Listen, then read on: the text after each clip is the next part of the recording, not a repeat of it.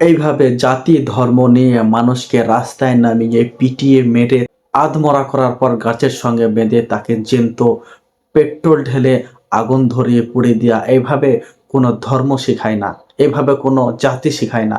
কারণ প্রত্যেকটা ধর্মের এক একটা নিয়ম থাকে, প্রত্যেকটা দেশের এক একটা আইন কানুন থাকে। যদি সেই আইন কানুন সে ধর্মের নিয়ম অনুযায়ী কিছু হয় তবে সেটা সঠিক হয়। বাংলাদেশে এক হিন্দু ভাই যার নাম দীপু দাস, সে কি দোষ করেছিল, কি অন্যায় করেছিল আমি ঠিক জানি না।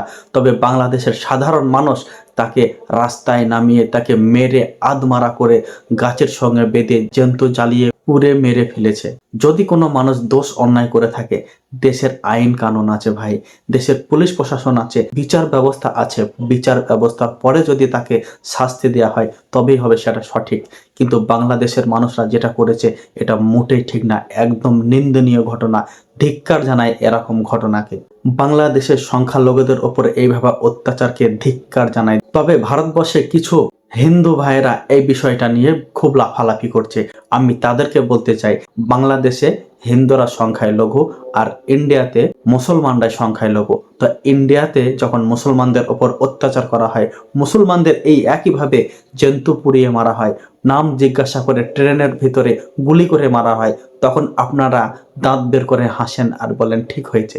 আপনাদের এই বাংলাদেশের ঘটনা নিয়ে কিচ্ছু বলার অধিকার নেই, কারণ আপনারা সত্যকে সত্য আর মিথ্যাকে মিথ্যা বলতে কখনো পারেননি। যেদিনকে সত্যকে সত্য আর মিথ্যাকে মিথ্যা বলতে পারবেন, সেদিন এই বাংলাদেশের ঘটনা নিয়ে আপনাদের কথা বলার অধিকার হবে।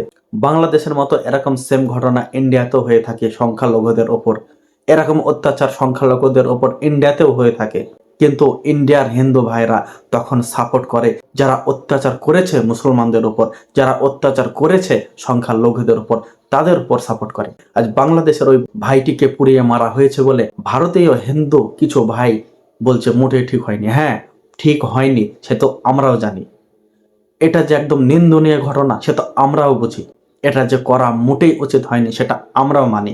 কিন্তু আপনারা যারা ভারতবর্ষের মুসলমানদের উপর অত্যাচার করে তাদের যখন সাপোর্ট করেন, সেটা যেরকম ঠিক না, সেটার জন্য যেরকম আপনারা সত্য বলতে পারেন না, সেটার জন্য যখন আপনারা নিন্দা করতে পারেন না, ঠিক একইভাবে বাংলাদেশের এই ঘটনা নিয়ে নিন্দা করার অধিকার আপনাদের নেই।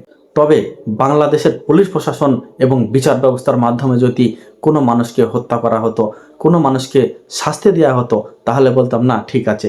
কিন্তু সেই দেশের আইনের বিরুদ্ধে গিয়ে, আইনের খেলাপে গিয়ে একটা মানুষকে এইভাবে মেরে আধমরা করে গাছের সঙ্গে ঝুলিয়ে আগুন জ্বালিয়ে পুড়ে মেরে দেওয়া হলো, এটা একেবারেই খারাপ এবং নিন্দনীয় ঘটনা। ধিক্কার জানায় এরকম ঘটনাকে। কোনো ধর্মই এরকম খুন খারাপকে সাপোর্ট করে না।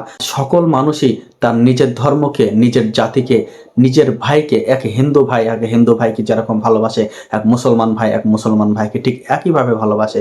কিন্তু আমরা ইন্ডিয়ার লোকেরা নিজের পছন্দের নেতার কথাই হিন্দু মুসলমানের উপর অত্যাচার, আর বাংলাদেশে মুসলমান হিন্দুর উপর অত্যাচার, এই সমস্ত জিনিসগুলো মানবতার ক্ষতি। এই সমস্ত জিনিসগুলো নোংরামি ছাড়া কিছুই না। হোক সে হিন্দু ধর্ম, হোক সে ইসলাম ধর্ম, কোনো ধর্মই এরকম ধরনের নিন্দনীয় কাজকে সাপোর্ট করে না। তো আমি ধিক্কার জানাই বাংলাদেশের এই ঘৃণ্য ঘটনাকে।